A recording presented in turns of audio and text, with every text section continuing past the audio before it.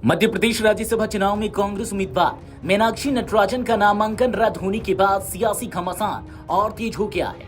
इस बीच प्रदेश के नगरीय प्रशासन मंत्री कैलाश विजयवर्गीय के एक बयान ने राजनीतिक विवाद को नया मोड़ दे दिया है।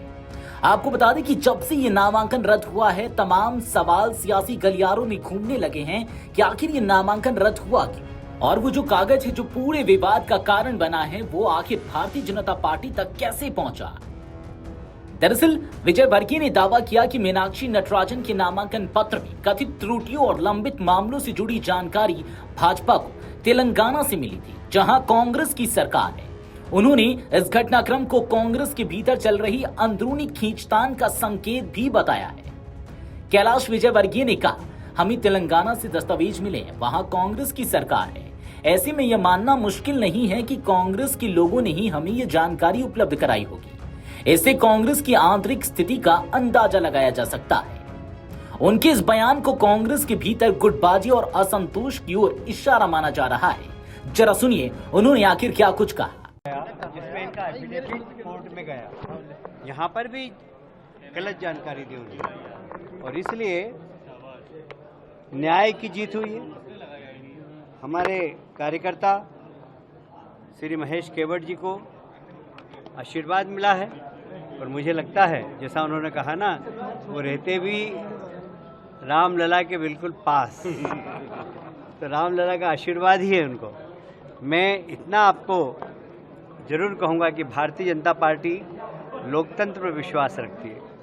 हम चुनाव नहीं हुए तो भी हमारे भाई लोकसभा सदस्य, राज्यसभा के सदस्य बने, और चुनाव होते तो भी बनते, इसलिए कि कांग्रेस के अंदर हमें जो कागज मिले वो किसने दिए जी? कहाँ से आए हमारे? तेलंगाना से। कहाँ से आए भाई? और इसलिए कांग्रेस की क्या स्थिति आप समझ सकते हैं। मतलब हमारे पास तेलंगाना का कागज आ रहा है, तेलंगाना में सरकार इनकी है, सरकार इनकी है, तो आप समझ सकते हैं आप कि हमें कांग्रेस के ही लोगों ने जानकारी दी होगी, हमारे पास तो कोई जानकारी थी नहीं।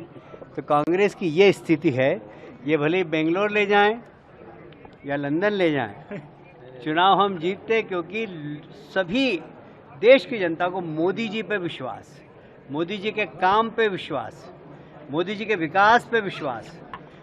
भारत 2047 में दुनिया का सबसे ताकतवर देश की श्रृंखला में खड़ा हो जाए, ये हर व्यक्ति चाहता है, कांग्रेस के विधायक भी चाहते हैं, और इसलिए मैं मानता हूं कि यह जीत भारतीय जनता पार्टी के साथ साथ मोदी जी के ऊपर जो विश्वास हम सब व्यक्त करते हैं, उस पर न्यायपालिका ने मोहर लगाई। भाजपा लगातार दावा कर रही है कि मीनाक्षी नटराजन ने अपने नामांकन पत्र में एक लंबित मामले की जानकारी का खुलासा नहीं किया था।